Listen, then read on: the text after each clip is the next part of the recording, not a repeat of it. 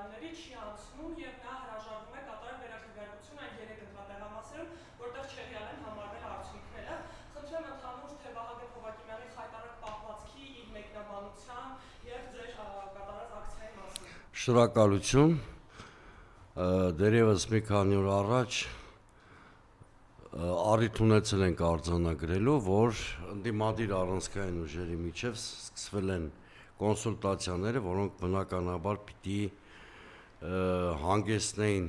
որոշակի համաձայնությունների։ Երեկ ինչպես տեսակ, ձեր նշած ակցիայից բացի տեղի ունեցավ նաև համատեղ հայտարարության ընդունում, որը ստորագրել էին ընտրական գործընթացի մասնակից 6 քաղաքական ուժեր։ Հիմա գանք նրան, ինչ որ երեկ տեղի ունեցավ կենտրոնական ընտրական հանձնաժողովում, դա ըստ էության պետական հեղաշրջում էր ԿՀ-ի ձեռքերով, որտեվ կենտրոնական ընտրական հանձնաժողովը ամբողջովին անտեսեց Հայաստանի Հանրապետության ընտրական օրենսգիրք սահմանադրական օրենքի 101-րդ հոդվածի պահանջները եւ հրաժարվեց վերաքվեարկություն նշանակել այն 3 տեղամասերում, որոնց արդյունքների չեղարկումը էապես ազդել է ընտրությունների ընդհանուր պատկերի վրա։ Այսինքն ամեն կերպ խնդիր էր դրված հասնել նրան, որ ԲՀԿ-ն ներկայացված չլինի նոր խորհրդարանում, այդ խնդիրը Վահագն Հովակիմյանը եւ ԿՀ մյուս անդամները Նիկոլ Փաշինյանի հանձնարարությամբ լուծեցին քրեորեն պատժելի արարք կատարելով։ Ես ուզում եմ կենտրոնական ընտրական հանձնաժողովի անդամներին, այդ թվում երրորդ գյուղացի Վահագին զգուշացնել, որ ինքը կատարել է քրեորեն հետապնդելի արարք եւ Նիկոլ Փաշինյանի հեռանալուց հետո երբ էլ դա տեղի ունենա, իրենք կանգնելու են արդարադատության առաջ։ Այսինքն տեղի ունեցածը հակասահմանադրական է, հակաօրինական։ Այսօրվա Վահագն Հովակիմյանի բացատրությունները ես իրանց շատ վաղուց եմ ճանաչում, 36 տարի, փորձել է պրովինցիալ շուստրություն անել, կրուցիտներ, նույնիսկ այդ գործը մոտը չի ստացվել։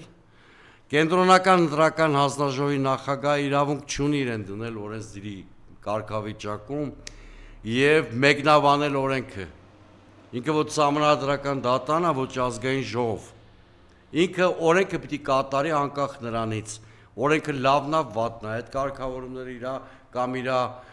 Ենոքավանցի Մուսոլինի շեֆի ճաշակով է, թե ճաշակով չի։ Այդ օրենքը ինքը պարտավոր էր կատարել, ինքը փաստորեն այսօր ինքնախոստովանական ցուցմունք է տվել, հետո դա կդառնա քննության առարկա, ասում է օրենքով թեև նախատեսված էր, բայց ես չեմ կատարել, որտեվ այդ կարգավորումները լավ չեն։ Ինչ-որ տերմիններ է օգտագործում, տենաս այդ տերմինները գիտի ինչ են նշանակում, օրինակ տակտիկական քվեարկություն։ Ինքը ընդհանրապես գիտի այդ հասկացությունը ինչ է նշանակում։ Ինքը ընդհանրապես հասկանում է, որ վերաքնիչ է վերաքվեարկությունը ինքնին ենթադրում է, որ վերաքվեարկության մասնակցող քաղաքացիները արդեն ընդհանուր պատկերը գիտեն։ Հակառակ պարագայում այդ տերմինի անունը վերաքվեարկություն չէր լինի, կլիներ օրինակ ընտրություն կամ քվեարկություն։ Մի խոսքով ակնհայտորեն ապա լեգիտիմացվել ընտրությունները, ընտրական գործընթացը ԿՀ երեկվա որոշումներով, իհարկե դրանք վիճարկվեն վարչական կամ սահմանադրական դատարաններում, ինչպիսի արդյունք կլինի, ես չեմ ուզում կանխատեսումներ անել, որտեղ պետական որևէ ինստիտուտի նկատմամբ հատկապես մեծ հավատ չունեմ, դրանք բոլորը վերածվել են քաղաքական հաշվեհարդարի գործիքների, բայց այնուամենայնիվ բոլոր գործիքակազմերը պիտի օգտագործենք։ Նույնիսկ Դանիել Յոհաննիսյանը ասել է, որ ԿՀ երեկվա որոշումը իրավական ական է ընտրությունների արդյունքների տակ։ Սրանից դիպուկ գնահատական երևի դժվար էր մտածել, իդեպ քանի որ Վահագնին Հովակիմյանը ուշ է հասնում ինֆորմացիան, հասկանալի պատճառներով մտածողության հետ ակնհայտ խնդիր ունի։ Եվ այսօրվա իր պարզաբանումներն էլ են ոճով էր տված, ինչ ոճով ինքը խոսում է։ Ես հատուկ իր համար ասեմ, որ Դանիել Յոհաննիսյանը ընդդիմադիր գործիչ չի։ Երեք նաև ձեր կուսակցության անդամները, հատկապես Իվետա Տոնոյանը,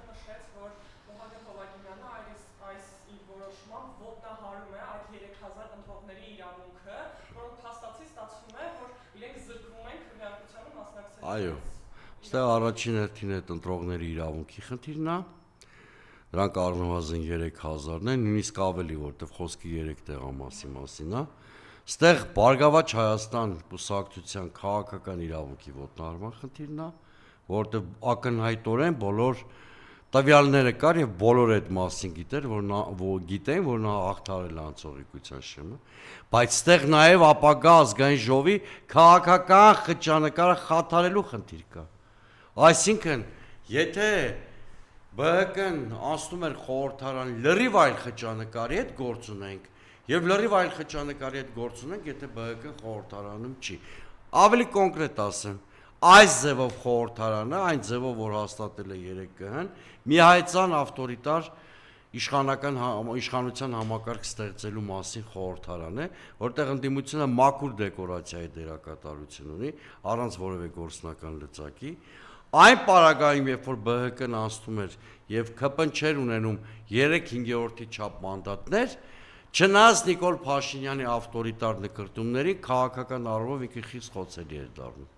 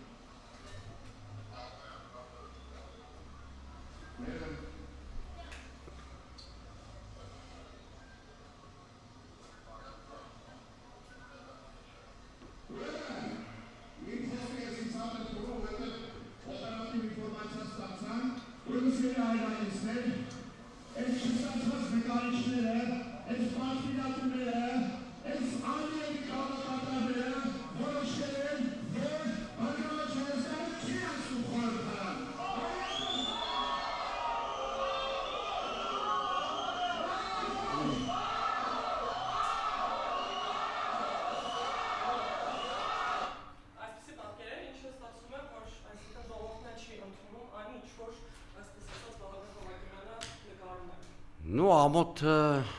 վիրավորական արտահայտությունը արժանապատիվ մարդու համար, այս հեղափոխական թափառախմբի արդեն իսկ կոռումպացված ներկայացուցիչների համար եւ արդեն իսկ ավտորիտար դարձած ներկայացուցիչների համար ամոթը նույնիսկ կոմպլիմենտ է, որովհետեւ նրանք այնքան կոշտ ձևակերպումների են արժանանում մեր հասարակության մեծամասնության կողմից, որոնց քվեն իդեպ պաշտոնական տվյալներով նույնիսկ արդեն չունեն, որ ամոթ բառը իրանց համար նույնիսկ կոմպլիմենտ կարող է թվալ։ Ամբողջ խնդիրն է, որ հասարակությունը այո ներքուստ եւ իր վարկագծով չի ընդունում ընտրությունների արդյունքները, բայց այստեղ պիտի խոստովանենք մեդալի նաեւ հակառակ կողմը, որ ընդդիմությանն էլ տակավին չի հաջողվում հասարակությանը կոնսոլիդացնել եւ փողոցային ուժկու պայքար ունենալ փողոցում։ Այսինքն այս ընդդիմությունը շատ անելիք ունի ու կարծում եմ անելիք առաջին հերթին պիտի սկսվի անկեղծ ներողությունից, որ մենք պիտի հայցենք մեր հասարակության ներողամտությունը, որ հունիսի 7-ին չկարողացանք իրենց սպասելիքները արդարացնել, հետո շատ անկեղծ մեր հասարակության հետ դիալոգ ունենանք, ինչպես կարող ենք դուրս գալ այս իրավիճակից։ Բայց միակ բանը, որ ընդդիմությունից այսօր ակնկալվում է, նույնիսկ անիրական խոստումներ տալը չի, այլ անկեղծությունը, որտեղ հասարակության հետ անկեղծ կոմունիկացիան միայն կարող է բերել նրան, որ հասարակության մոտ էլի փոփոխությունների նկատմամբ հավատ առաջանա, որտեղ այդ հավատը մնացել է հունիսի 7-ի փլատակների տակ։ Բայց արդեն 6 ուժ համատեղ, դուք հայտարարություն եք նայածել 6 ուժի հետ համատեղ, ինչ կարելի է սպասել այդ հայտարարությունից, ինչ գործողությունների։ Գիտեք, այդտեղ մի քանի հարթություն կա։ Նախ 6 ուժերով ես ներքին համոզում ունեմ, որ այդ թիվը կարող է 1-ով 2-ով էլ աճել, բայց այդ 6 ուժերով մի քանի հարթության վրա պիտի կոնսոլիդացված աշխատենք։ Առաջինը դա իրավական հարթությունն է, այսինքն գիտեք, օրինակ 3 ուժեղ Հայաստանն ու Միասնության թևերը վիճարկում էին ամբողջ ընտրությունների արդյունքները։ Հիմա առաջացել է վարչական դատարան սահմանադրական դիմելու անհրաժեշտություն եւ շատ ճիշտ կլինի, որպեսզի ընդդիմադիր քաղաքական ուժերը ինֆորմացիոն կադրային ներուժի առումով իրար փոխ լրացնեն եւ կարևոր չի ուժեղ Հայաստանը հայց կներկայացնի ՍԴ, օրինակ Բարգավաճը վարչական դատարան կամ հակառակը, այստեղ կարևոր է որ բոլորս միասնական հարթակ ստեղծենք եւ մեր ձեռքի տակ ունեցած տեղեկատվությունը դարձնենք ընդհանուր գործի համար հաղթաթուղթ։ Սա մեկ։ Քաղաքական հարթության վրա քննարկումներ պիտի լինեն, ինչպիսի ճանապարհային քարտեզով ենք մենք հաղթահարում այն լեգիտիմության ու վստահության ճգնաժամ, որ ստեղծվել է Հայաստանում, այսինքն ինչպես անենք, ինչպիսի չափելի հասարակությանը հասկանալի գործողություններով կարողանանք հասնել այս իշխանության հեռացմանը։ Միանգամից ասեմ, որ գա կայծակնային հեղափոխական զարգացման ձևով չի լինելու, արդեն ընտրություններից անցել է 8 օր, մենք տեսնում ենք, որ այդ հեղափոխական էներգիան ամենայն դեպս չկա։ Դա նշանակում է, որ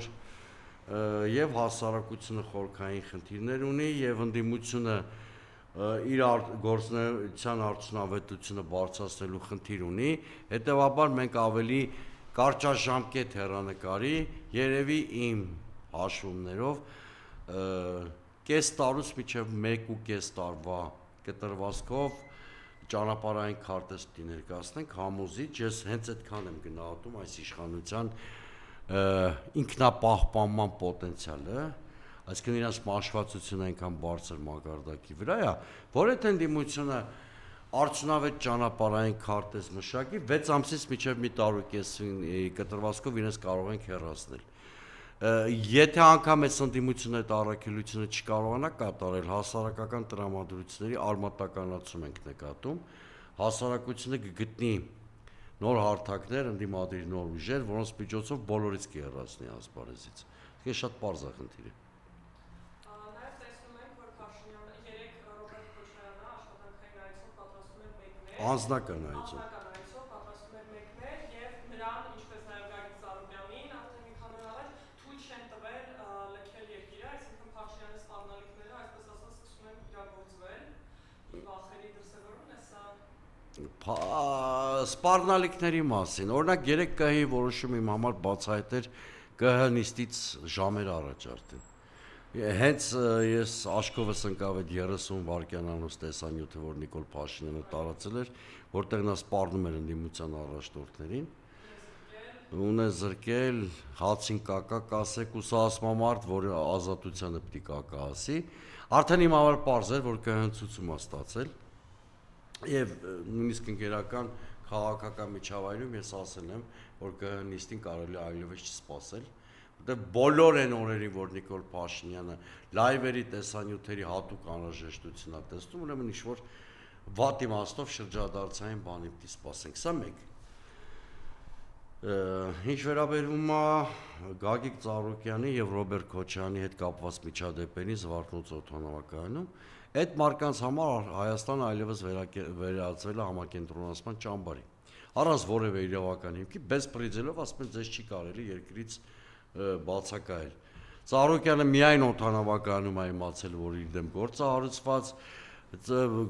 Քոչյանի մասով ընդհանրապես խափամամիջոց չկա, բայց մարդուն տեսանք արգելեցին, բայց այս պատմությունը ունի երկրորդ ցամաքեցուցիչ շերտ, այդ երկրորդ շերտը այնա, որ այն տարածքում, որը տեսանկարահանվում է միայն ազգային անվտանգության ծառայության կողմից, այդ վիդեոները կամ լուսանկարները հայտնվում են իշխանամերձ մեդիայի ձեռքում։ Սա նշանակում է ԱԱԾ-ն ոչ թե մեր անվտանգությունն է ապահովում երկրի կամ հասարակական կայունությունը, այլ դարձել է ՔՊ-ի ռոպագանդայի բաժնից սպասարկող կառույց։ Սա ամենավատ, ամենաշատ բացասական բանն է, ի վերջո ստեղ նաև մարդու անձնական կյանքի տիրույթ են մտնում, որտեղ մարդը մասնավոր այցով տեղ է գնում կամ ընտանիքի անդամի հետ հայտնվում է այդ իրանց կամերաների կամ ֆոտոապարատների թիրախում։ Այսպես ես կարծում եմ նաև այստեղ ուրիշ բան անելու խնդիր ունի Նիկոլ Փաշինյանը, թե ԿՀ-ի երեկվա որոշումը, թե Գագիկ Ծառուկյանի ու Ռոբերտ Քոչյանի Զվարթնոց օդանավակայանում գրանցված միջադեպերը, բացի Նիկոլ Փաշինյանի քինախնդրության դրսևորում լինելուց, այլ պատճառ էլ հավանաբար ունեն, այն պատճառը, որ երեք Հաջիևին բերել էր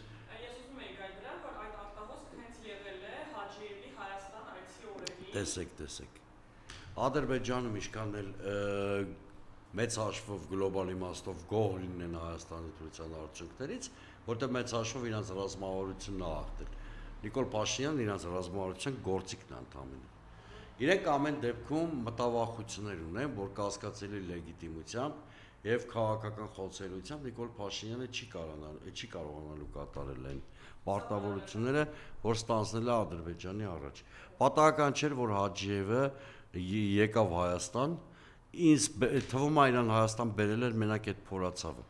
Տեղում հասկանալու Նիկոլ Փաշինյանի իշխանության դիրքերը ինչպիսին են, արդյոք նա կարող է կատարել ստանձնած պարտավորությունները, թե ոչ։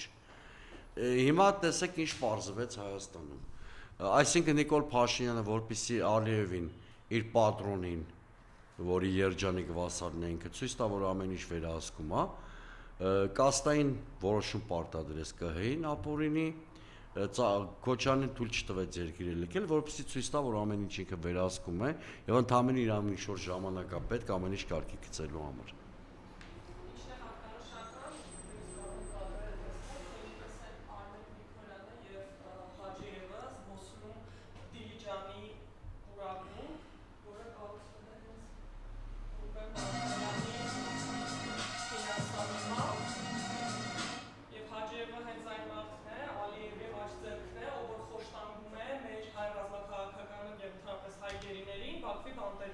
Եվ իրենց խաղաղության պայմանագրի մեջ ինչքան կես սանորություն չէ, բայց ոչ մի կետ չկա, իրենք գաղտնի այսպես ասած հանդիպել էին եւ քննարկում էին խաղաղության օրակարգը եւ ոչ մի բառ գերիների վերաբերյալ։ Տեսեք, դուք ասում եք ինքը այն պուրակում էր, որը կառուցվել է Ռուբեն Վարդանյանի միջոցներով, բայց իրան դիմավորել է եւ ամեն կերպ գցնում էր մի մարդ, որի հայրենի քաղաքը ծննդավայրը կործանվել է հենց նաև Հաջիևի քաղաքականության հետևանքով։ Այսինքն այս իշխանությունը եւ արժանապատվությունը հակոտնյա հասկացություններ են։ Ես արդեն ասացի իմ կարծիքով Հաջիևի այցի հիմնական առաքելությունը որն էր։ Հաջիևը եկավ ստուգողական այցով, ըստ երևույթին քաջալերեց Փաշինյանի թիմին, նաև հավաստիացումներ ստացավ, որ այն միակողմանի նվաստացուցիչ զիջումների ճանապարհային քարտեզը իրականություն է դառնալու։ Ամեն դեպքում ըստ երևույթին Փաշինյանը շուտ ժամանակ է այլի խնդրել ամենայն հավանականությամբ, որովհետև այլ առաքելություն Հաջիևի այց ունենալ չէր կարող։ Առաջ սովետական Հայաստանի պարագայում, երբ որ ցնցումներ էին արդեն սկսվել երկրում, երբ որ սովետական Հայաստանի շուրջ ինքնաժամային իրավիճակ էր լինում, վերադաս էր գալիս Մոսկվայից։ Այսօրվա Նիկոլ Փաշինյանի Հայաստանում վերադասը Մոսկվայից տեղափոխվել է Բաքու, այսինքն շեֆերը եկել էին տեղում իրավիճակին ծանոթանալու։ Սրա ֆոնին նաև այսօր Իլհամ Ալիևը նոր հայտարարությամբ է հանդես եկել, Զանգեզուրի միջանցքը կկապի Ադրբեջանի հիմնական հատվածը Նախիջևանի տարածաշրջանի հետ, ինչպես նաև կդառնա միջին միջանցքի առանցքային հատվածներից մեկը։ Անցյալ տարի Վաշինգտոնում Դոնալդ Թրամփի ներկայությամբ Ադրբեջանի եւ Հայաստանի առաջնորդների միջև հռչակագրի ստորագրումը, ինչպես նաև խաղաղության համաձայնագրի նախաստորագրումը լիովին փոխելու են իրավիճակը Հարավային Կովկասում։ Տեսեք, արդեն իրան նեղություն չի տալիս նույնիսկ ձևականորեն թրի բառը օգտագործել, որովհետև դրա անհրաժեշտություն այլևս չկա։ Իդեպ գնալով Ալիևի եւ Ադրբեջանի մյուս պաշտոնյաների հռետորաբանությունը կոշտանալու է, որովհետև իրենք նախընտրական փուլում Նիկոլ Փաշինյանի համար կոմֆորտ զոնա էին փորձում ստեղծել, չսրելու համար իրավիճակը եւ փորձում էին չեղած ստատուս քվոին խաղաղության պատրանք հաղորդել։ Հիմա այդ բեռը իրանց ուսերի վրա այլևս չկա, իրանք էլի կանցնեն կոշտ բառապաշարի, պարբերաբար Հայաստանին հիշեցնելով, որ թրիփը նույն Զանգեզուրի միջանցքն է, պարբերաբար կխոսեն անկլավների վերադարձի մասին, համանդրությունը փոփոխելու պահանջը անդադ կկրկնեն, որովհետև հիմա եկել է Փաշինյանի պարտքեր տալու ժամանակը։ Իրանք Փաշինյանի համար կոմֆորտ զոնա ստեղծել են, նպաստել են նրա վերարտադրության, հիմա Փաշինյանը պետք է այդ պարտքը վերադարձնի։ Այսինքն Փաշինյանի այս պահվածքը Հայաստանի ներսում, այս սպառնալիքները երեք ղեկավարների նկատմամբ, ընդհանուր առմամբ ընդդիմության նկատմամբ, այդ է վիրավորանքը, որ բոլոր ընդդիմադիր ուժերին ընտրած մարդիկ ընտրակաշառքով են ընտրել, դա այդ վախերն են։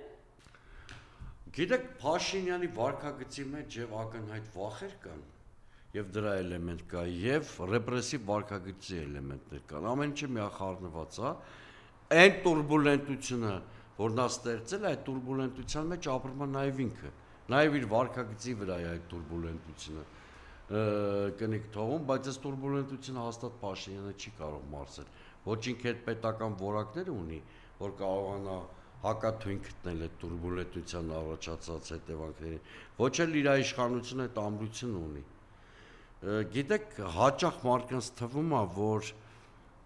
եթե ընտրությունները մարսել են, դա եւս 5 տարվա իշխանավարման կանաչ լույս է։ Ես բացարձակապես այդ կարծիքին չեմ։ Հայաստանում եղել են դեպքեր, երբ որ ընտրություններին նախորդել են ցնցումներ։ Օրինակ 1996 թվականին եղել են վիճահարույց ընտրություններ, 98-ին եղել է ճիշտ է իշխանափոխություն ոչ իմ նախընտրած ձևով, որովհետև դա ավելի շատ նման էր պալատական հեղաշրջման։ Այնուամենայնիվ եղել է 2017-ին ամենահանգիստ ընտրություններն են եղել, առանց աղմուկի, առանց բանի, բայց դրանից ընդամենը մի տարի հետո հեղափոխություն եղավ։ Դրա համար ասում եմ մեր հասարակությանը զիվեք համբերությամբ, սպասեք ընդդիմության ցուցումներին։ Ես հույս ունեմ, որ գործող ընդդիմությունը, այսինքն այս ընտրություններով ձևավորված ընդդիմությունը, ինչ-որ լուծումներ կառաջարկի։ Եթե լուծումները չգտնվեն, միևնույնն է, կրկնում եմ, ճգնաժամը այնպիսի խորքային է, որ անպայման այդ ճգնաժամը ծնելու է քաղաքական նոր լուծումներ։ Նաև մի փոքր առաջ տարածվեց տեղեկություն, տարածվեց, որ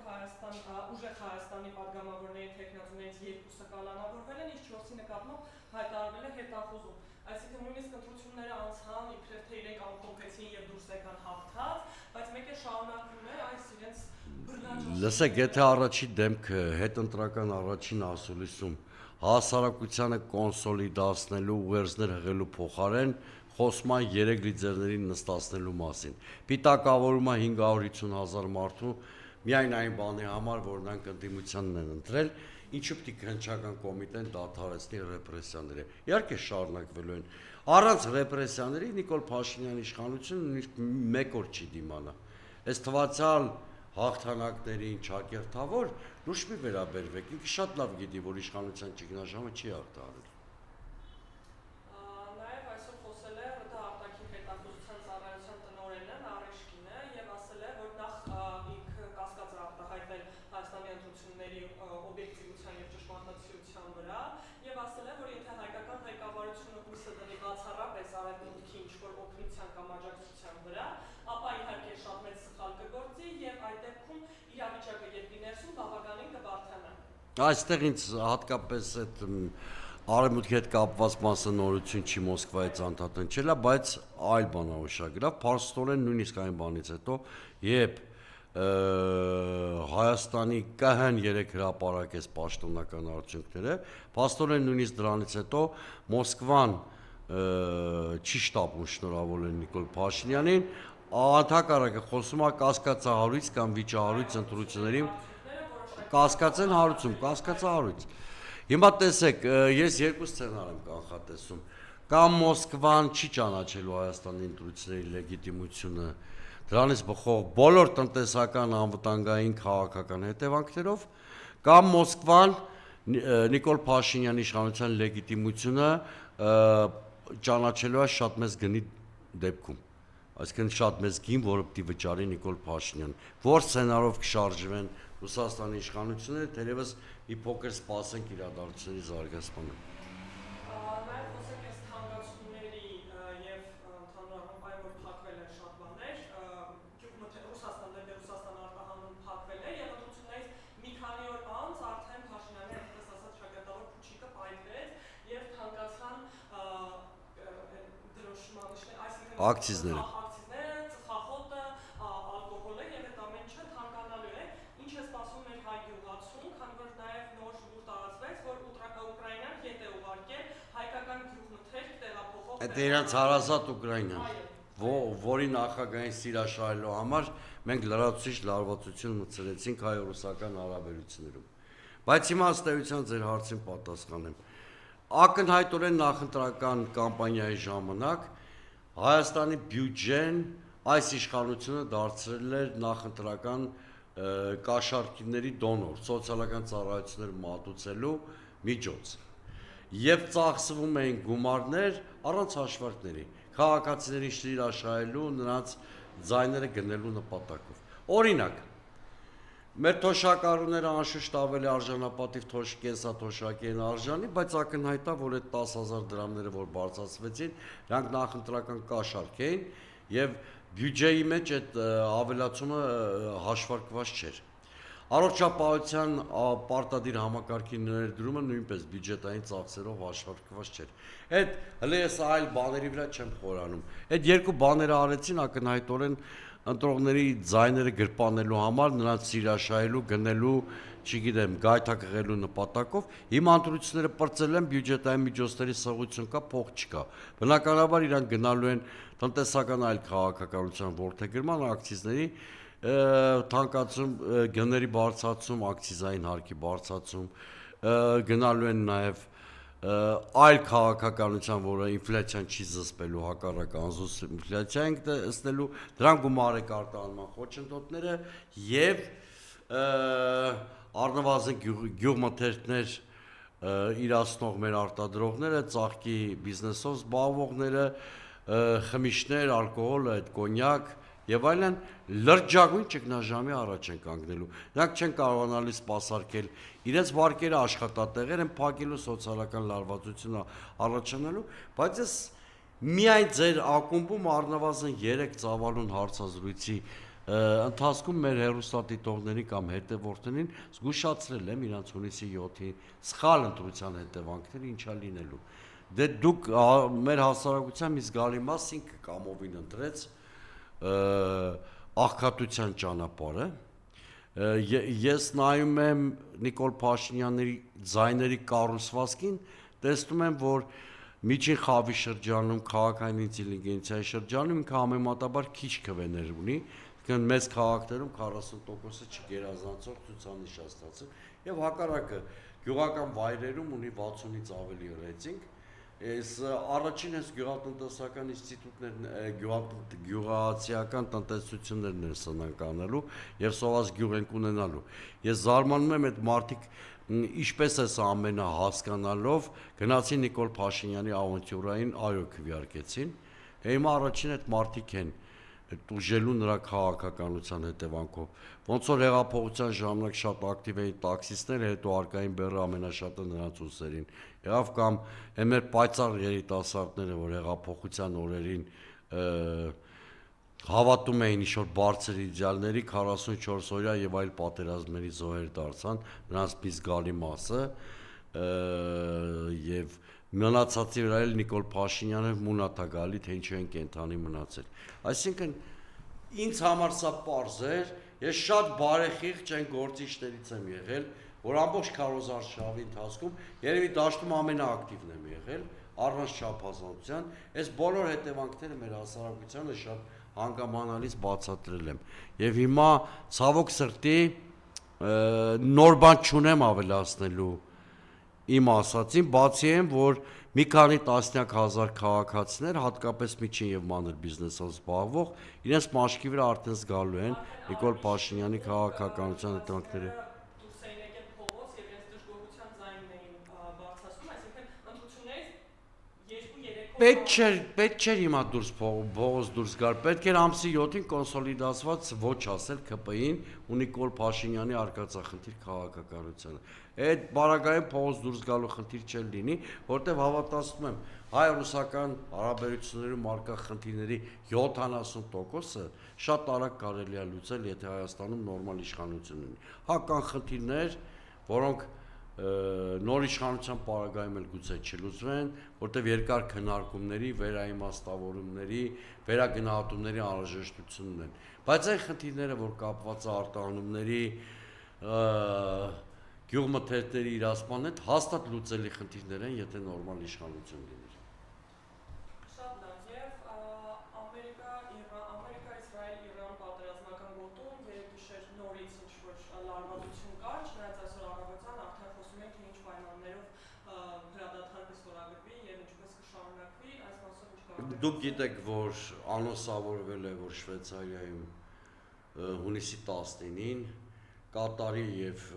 Պակիստանի եւ Կատարի միջնորդությամբ Միացյալ Նահանգներն ու Իրանի Իսլամական Հանրապետությունը փաստաթուղթ են ստորագրելու շրջանակային համաձայնագիր, որը պետքա վերջ տա հակամարտությանը եւ 6 ամսում ճանապարհ բացի ֆունդամենտալ, այսինքն ավելի խորքային խաղաղության պայմանագրի ստորագրման համար, բայց գիտենք նաեւ այլ իրողություն, որ Իսրայելի վերնախավը մեղմ ասած այս համաձայնություններից դժգոհ եւ սեպարատ հատկապես լիբանանյան ուղղությամբ սրացումների է գնում վիժեցնելու համար Վաշինգտոնի եւ Թեհրանի հնարավոր համաձայնությունը։ Մինչեւ ամսի 19-ը ինչպիսի ընթացք ունենանք, կհաջողի արդյոք Նեթանյահուի ցեղասպան կառավարությանը վիժեցնել խաղաղության այս հնարավորությունը, թե չէ, ցույց կտա ժամանակը։ Բայց մեր շատ ուշագրավ բան։ Մենք երբ որ խոսում ենք երաշխավորված խաղաղության մասին, իշխանությունը մեզ ծաղրում է եւ ասում է Ադրբեջանի հետ ինքնուրույն երկկողմ հարթության վրա կարող են լուծել հարցերը։ Ես ուզում եմ տեղեկացնել, որ Իրան, Միացյալ Նահանգներ այդ 14 կետանոց փաստաթղթում, որը հույս ունենանք ամսի 15-ը ստորագրվի, որը ի դեպ փաստաթուղթ է, որը ավելի շատ բխում է իմ սուբյեկտիվ ընկալմամբ Իրանի Իսլամական Հանրապետության շահերից, այսինքն ես ճիշտ էի, որ ռազմավարական հաղթանակ չեն կարողացել տանել Իսրայելն ու Միացյալ Նահանգները եւ այս փաստաթղթում դա արտացոլված է, այնուամենայնիվ այդ փաստաթղթի կետերից մեկով նշված է, որ Միացյալ Նահանգների եւ Իրանի համաձայնությունները պետք է վավերացվեն ՄԱԿ-ի անվտանգության խորհրդի կողմից եւ ստեղծվեն վերահսկողության մեխանիզմներ այդ պայմանագրի կատարման ընթացքին հետևելու համար։ Սա այն նույն երաշխավորված խաղաղությունն է, ինչի մասին Հայաստանի դիմադիր ուժերը ընտրական կամպանիայի ժամանակ խոսում էին եւ արժանանում էին Նիկոլ Փաշինյանի դիլետանտ իշխանության ներկայացուցիչների իբր թե հեգնանքին։ Այսօր էլ Նիկոլ Փաշինյանն այդ համաձայնություններն ու միջնորդներին ողջունել է։ Ես զարմանում եմ, այսինքն ուրիշի հակամարտությունների պարագայում իրենք դառնում են շատ ռացիոնալ, բայց երբ որ խոսքը հայ-ադրբեջանական հակամարտության մասին առաջարկում են մեզ, որ մնանք Իլհամ Ալիևի մեծահոգության պատանդը։ Շատ լավ եւ եւս մեկ անգամ ձեր մոտակա ժամանակներում անելիքների մասին եւ ժողովրդին կոչը։ Գիտեք, քանի որ երեկվա հանրահավաքից շատ կարճ ժամանակ է անցել եւ ըստ էության անցած 15-16 ժամում նոր նորություններ որպես այդպեսին չկան, ես ասեմ, որ ընդդիմադիրները դատական կարգով վիճարկելու են ԿՀ ապօրինի որոշումները, ընտրությունների արդյունքները, ասեմ, որ մենք չենք ընդունում գործող իշխանության լեգիտիմությունը, եթե 2021-ից հետո